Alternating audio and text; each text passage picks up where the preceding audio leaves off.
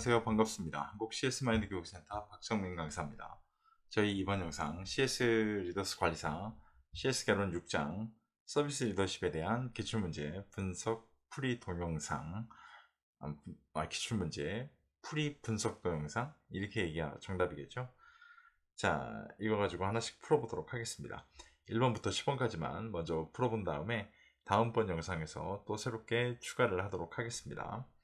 화면이 조금씩 움직이는 거에 대해서는 좀 양해를 부탁드릴게요. 아이패드 갖고 강의하다 보니까요, 자꾸만 이게 뭐 손 위치에 따라서 달라지기 때문에 이 부분은 조금은 좀 양해를 부탁드리도록 하겠습니다. 자, 그럼 1번 문제부터 한번 풀어볼까요? 다음 중 참여적 리더십의 단점에 해당하는 거 뭘까요? 자, 그럼 일단 참여적 리더십을 알아야겠어요. 저희가 대표적으로 볼 수 있는 게 세종대왕의 사례 중에 집현전 사례를 볼 수 있는 게 가장 대표적입니다. 자, 그럼 단점을 찾아내라고 되어 있잖아요. 이 단점 같은 경우 문제는요, 앞으로 보실 때 장점과 단점을 섞어 놓고 찾아내는 문제가 하나 나올 거예요. 한 패턴. 또 하나는 장점이든 단점이든 워딩을 잘못 써놓고 찾는 문제가 나올 거예요. 저희 입장에서 보게 되면요, 차라리 앞에 게 나아요. 두 개 중에 뒤에 게 나오면 굉장히 쉽지 않습니다. 왜 그러냐면 문맥이 잘못되게끔 내질 않거든요.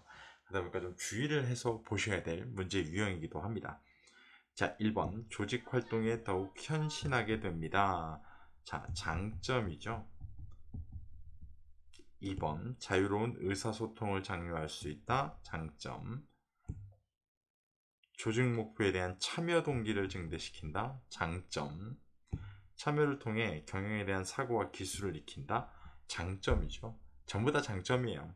5번 구성원들의 자격이 서로 비슷한 상황에서만 제한적으로 효과성을 발휘합니다. 라고 얘기가 되면 이게 단점의 내용이죠. 워딩은 잘못된 건 없습니다만 지금 위에 보신 것처럼 장점과 단점 두 가지 형태를 가지고 문제를 내고 있습니다. 아주 전형적인 문제 스타일이에요. 그래서 기억을 좀 하실 필요가 있을 것 같고요. 1번부터 4번까지는 꼭 한번 읽어보시길 바랍니다. 다음 문제를 위해서라도. 자, 그러면 다음 문제로 갈게요. 지속적 경쟁 우위라고 얘기하고요. SCA라고 부릅니다. 저희가 조건 중 고객별 개별화 전략이라고 지금 물어보고 있거든요. 고객별 개별화 전략이라는 키워드를 갖고 저희가 찾아낼 수 있는 거는요, 대체 불가능성이에요. 딱 답이 나오죠. 대체 불가능성. 그래서 이 문제 같은 경우는요, 키워드를 기억하고 계셔야 됩니다. 분명하게. 근데 키워드가 두 가지 형태예요. 키가 되는 워드가요, 두 가지 형태거든요. 한 가지는 예시가 있고요, 한 가지는 설명이에요. 그런데 둘 중에 하나만 선택하는 게 아니라 안타깝지만 두 가지 형태가 다 출제가 돼요. 그렇기 때문에 꼭 구별해서 기억을 좀 하셔야 됩니다. 만약에 그럼 이 보기처럼 희소성이다 라고 얘기가 되면요, 뭐가 결국 나오냐면 탁월한 경영자원 및 핵심 역량, 탁월한 이라는 말이 나와. 이게 설명이에요. 지금 탁월한 이라는 단어가 나올 거예요. 이게 핵심이, 이게 설명이고, 그 다음에 예시가 브랜드 전환 방지예요. 이게 예시예요. 이렇게 두 가지를 기억하셔야 된다는 거예요. 자, 그럼 모방 불가가 있잖아요. 모방 불가는 어떻게 될까요? 네, 지속적 경쟁 우위가 설명이에요. 지속적 경쟁 우위, 이게 설명이고요. 여기 예시에는 규모의 경제, 네, 규모의 경제 또는 뭐 자본의 비용, 자본 비용, 차별화. 자, 차별화는 저희가 기억할 수 있는 최고의 키워드이기도 합니다. 자, 이런 것들이 나오는 걸 저희가 모방 불가라고 부릅니다. 자, 그러면 세 번째 있는 독특한 가치는 그럼 뭐가 되냐는 거예요. 독특한 가치 같은 경우는요, 이게 실제로 설명에는요, 고객의 가치 평가라고 나올 거예요. 설명 부분에. 이게 예시가 뭐가 나오냐면 프리미엄 가격 지불 의사가 충분합니다. 라고 나오는 게 여기 보시는 독특한 가치예요. 자, 이렇게 키워드를 두 가지를 병행해서 기억하셔야 되는 아주 독특한 문제 스타일이기도 합니다. 19년도에서 굉장히 자주 나와요. 체크해놓고 한번 보시면 될 것 같고요. 3번 문제, 메슬로우 욕구 5단계를 순서대로 나열하세요 라는 문제가 아직도 나올 줄은 꿈에도 몰랐던 거죠. 그죠? 이 순서대로 나열하세요. 생리적 욕구, 안전의 욕구, 그 다음에 사랑과 소속감의 욕구, 존경의 욕구, 자아실현 욕구. 자, 이 문제는 굳이 설명 안 드려도 되겠죠.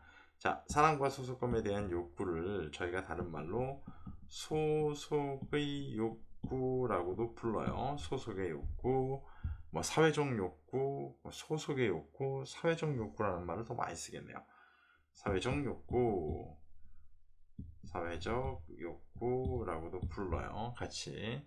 자, 그래서 같이 한번 보실 필요가 있습니다. 분명하게. 기억은 좀 하고 계셔야 될 것 같아요. 분명히. 다음 문제. 삼성 에버랜드에서 제시한 서비스 리더십을 구성하는 요소. 그래서 저희가 알고 있는 거, 이걸 CMS. 서비스 컨셉을, 신념, 서비스 마인드를, 태도, 서비스 스킬을, 서비스 능력, 이렇게 부르고 있죠. 세 가지. 다음 보기 괄호 안에 들어갈 내용으로 알맞은 거 보기로 볼까요? 뭐뭐란 서비스 리더십의 기초를 세워주는 철학과 키워드, 전체가 공유해 나가고자 하는 비전 키워드, 이를 위해 현재를 어떻게 고쳐나갈 것인가 하는 혁신 키워드.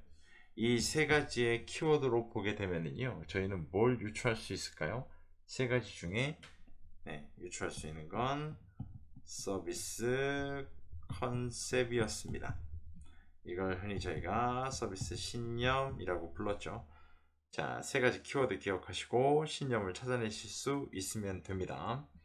자, 그러면 많이 나왔던 것 중에 서비스 마인드. 자, 이건 저희가 태도라고 불렀어요. 자, 이 태도 같은 경우는 마음 상태나 그 다음에 자세 이런 게 나와요. 서비스 마인드. 자, 그 다음에 나올 수 있는 게 서비스 스킬이라는 거죠. 얘는 능력이라고 아까 말씀을 드렸고, 자, 이거 같은 경우는요, 서비스 창조 능력, 그 다음에 뭐 관리 운영 능력, 여러분 이런 게 출제가 됩니다. 자, 그래서 문제 하나를 가지고요, 보시게 되면 키워드만으로 기억하실 때 굉장히 많은 것들을 보실 수가 있는 문제 유형이기도 했습니다. 기억하시기를 바랍니다. 다음 중 서비스 기업과 일반 제조기업의 차이에 대한 설명으로 알맞은 거. 올바르지 않은 거네요. 올바르지 않은 거. 자, 서비스 기업과 일반 제조기업과 차이 나는 게 굉장히 많습니다.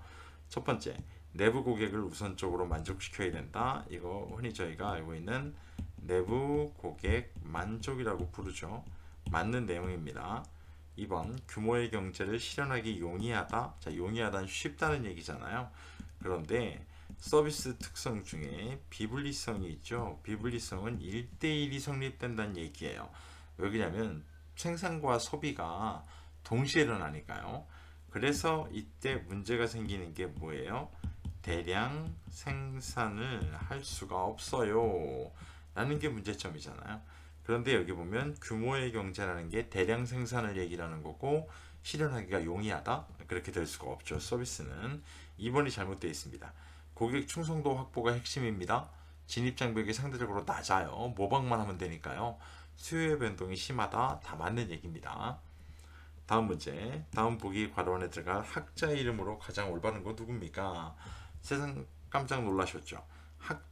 학자가 뭐라고 정의를 하든가요? 라는 문제는 CS 개론에서 1장 그 다음에 5장만 출제가 된다라고 말씀을 드렸는데 6장에서 문제가 나왔습니다. 쉽지 않은 게 아니라 자주 볼 수 없는 문제 유형입니다. 자, 볼까요? 상황적 리더십 이론의 초기 이론인 리더십 일생 주기 이론. 첫 번째 키워드겠죠. 발표를 통해 하급자가 성숙한 정도에 따라 리더십 스타일을 달리해야 된다. 이 중에 하급자가 성숙한 정도에 따라 바로 답을 얘기를 합니다.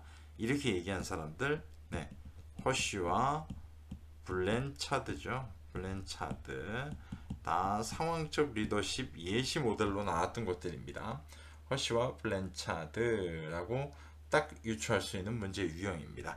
이 문제 유형은 요 해당하는 키워드 체크해 놓으시고 이걸 통해서 답을 찾는다 라고 보시면 좀 될 것 같아요. 분명하게. 다른 학자들의 내용도 뭐 간단히 보면 하우스 같은 경우는 이제 목표 경로 이론이죠. 동기부여라는 말이 나와요.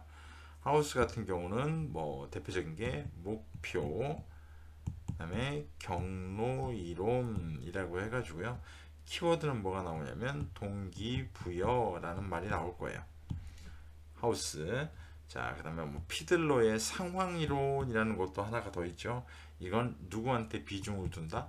비중을, 네, 리더에게 둔 거예요. 리더에게. 비중을 리더에게 포함시킨 게 피들러의 상황 이론이라고 보시면 됩니다. 아주 간단하게 해결할 수 있는 문제 유형이었습니다. 다음 문제. 서비스의 지속적 경쟁 우위. 자, 아까 본 문제인데 또 나오네요. 확보하기 위한 조건 중 탁월한 경영 지원 및 핵심 역량. 아까 써드렸죠.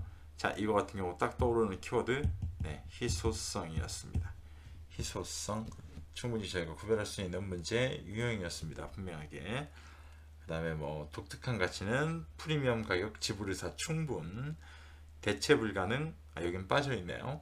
높은 전환 비용 발생이라는 게 있고 대체 비용, 대체 불가능에 모방 불가, 뭐 규모의 경제, 차별화 이런 것들이 있었습니다. 아까 처음 해보셨던 문제와 꼭 좀 같이 비교해서 보실 필요가 있습니다.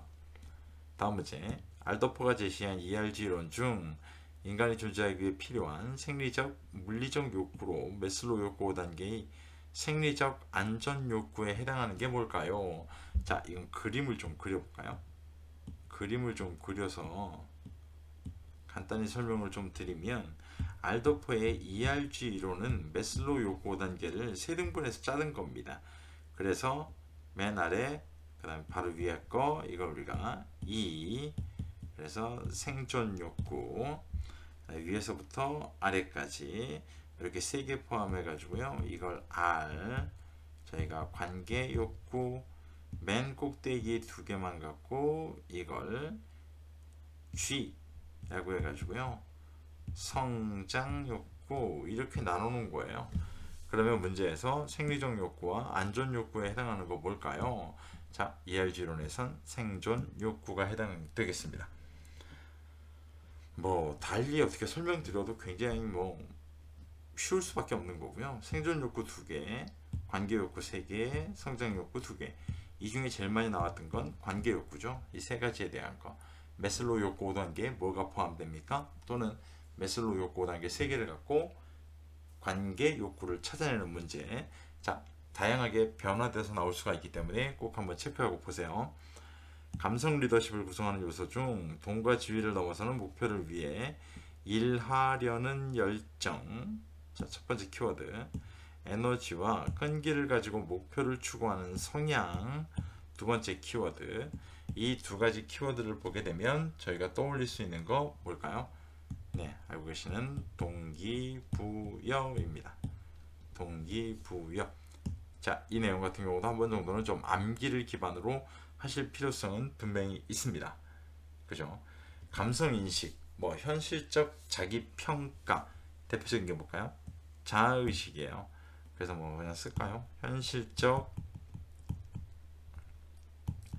자기평가라는 말이 키워드가 나오게 되면 자아의식입니다. 자아인식, 뭐 자아의식. 그 다음에 뭐 감정이입 같은 경우는 뭐가 나올까요? 감정이입, 여기에서는 뭐 감정이입, 타인 이해, 문화의 감수성, 뭐 이런 말이 나오겠죠. 타인 이해, 그 다음에 뭐 문화의 감수성, 받아들일 수 있다라는 얘기잖아요. 이런 거 우리가 감정이입이라고 나오기도 합니다. 자기통제, 뭐가 있을까요? 이건 말 그대로 자기통제가 그대로 나올 거예요. 자기통제. 자, 대인관계 기술에는 저희가 흔히 알고 있는 변화를 효과적으로 리드함. 그래서 뭐 대표적인 예시로 설득력, 뭐 그다음에 갈등 관리, 저희가 뻔히 알 수 있는 거, 이런 것들이 포함되어 있는 게 대인관계 기술이었습니다. 자, 한 번 정도는 조금은 꼼꼼하게 보셔야 되는 문제 유형입니다. 자, 오늘 마지막 문제. 서비스 기업과 일반 제조 기업의 차이에 대한 설명으로 가장 올바르지 않은 거 또 봅니다. 이 문제. 수요의 변동이 심하다. 맞죠? 2번. 진입 장벽이 상대적으로 낮다. 맞아요. 모방만 하면 되니까요. 고객 충성도 확보가 핵심이다. 맞죠? 규모의 경제를 실현하기 매우 용이하다. 아까도 오답이었는데 또 잘못됐죠? 네, 서비스의 비분리성 때문에 대량 생산 시스템이 어렵다라고 볼 수 있는 게 이 문제이기도 합니다. 저희 오늘 10문제 풀어봤는데요. 10문제 중에 4문제가 쉽게 해서 2문제씩 비슷했으니까요. 총 4문제이긴 합니다만 2개 문제가 아니 2개 문제? 네, 2문제 정도겠네요. 2문제 정도가 거의 문제가 동일합니다. 그러니까 이럴 정도로 저희가 이 단원별 기출문제만 풀어보시더라도요, 어떤 문제가 최근에 많이 나왔구나라는 걸 충분히 아실 수가 있어요. 분명하게. 오늘 10번까지 풀어봤는데요. 이 영상을 보시면서도 나는 조금 좀 뭐 설명이 부족하다라고 생각하신다면 지금 보일 텐데요. 서점에 가시면 제가 출판한 기출문제 분석 문제집이 출판되어 있습니다. 개정판이 지금 나와 있는 걸로 알고 있는데요. 지금 보시는 이 표지예요. 이렇게 되어 있는데 현존하는 기출문제 분석 문제집 중에 뭐 제가 쓴 거니까 뭐 제가 편집을 해가지고 뭐 만든 거긴 합니다만 가장 독보적입니다. 그래서 문제와 설명, 뭐 정답 부분이 따로 떨어져 있는데 설명 부분이 워낙 키워드 형태로 문제를 풀 수 있는 팁이라든가 또는 문제 뭐 분석 자료라든가 이런 건 다른 어떤 기출 문제와 비교를 해보셔도요, 가장 월등하게 만들어졌다는 건 확인이 가능하실 겁니다. 서점 가셔가지고 구매하신 다음에 제 카페, 네이버 카페가 있는데요, 거기 가입하셔가지고 저 가입 신청하시게 되면 다 등업해드립니다. 등업해드리면 뭐 교재 구매해 주신 것도 감사한 일이니까요. 최신 기출 문제까지 다시 다 공유하실 수 있어요. 전부 다. 그런 방법을 쓰시면 될 것 같고요. 나는 도서를 구매하는 게 조금 부담스럽다라고 하시면 지금 화면이 바뀌어 있을 텐데요. 제 네이버 카페, 네이버에다가 박정민 강사를 검색해 보시면 제 카페 화면이에요, 이게. 예, 여기 가입하시면 되는데 안타깝게도 카페에 가입해 가지고요. 승인을 받는 건, 등업을 하는 건 저 유료예요. 이 부분은 좀 양해를 부탁드릴게요. 유료화되어 있는 거. 앞에 보신 기출문제 분석 문제집 때문에. 그래서 기출문제 분석 문제집을 카페에서도 파일 형태로 따로 판매를 하고 있거든요. 그거 구매를 하시게 되는 분한테는 뭐 등업을 해드려 가지고요, 지난 6년치에 대한 기출문제 분석 자료, 그다음 뭐 유형별로 나눠 가지고요, 뭐 연도별 또는 뭐 단원별 저희가 지금 문제풀이 하고 있는 거죠. 그 다음에 뭐 다중 출제가 되는 핵심 문제, 여러 가지에 필요한 시험 합격 뭐 핵심 솔루션은 다 제공해 드립니다. 뭐 온라인상에서 보면 어느 곳의 정보 공유 카페보다 월등하고 압도적인 합격 솔루션을 제공해 드리고 있습니다. 한 번 정도 활용해 보셔도 시험 준비하시는데 많은 도움이 되실 것 같습니다. 오늘 전체적으로 보신 영상과 설명이 마음에 드셨다면 구독과 좋아요도 꼭 체크 바랍니다. 긴 시간 고생 많으셨습니다. 고맙습니다.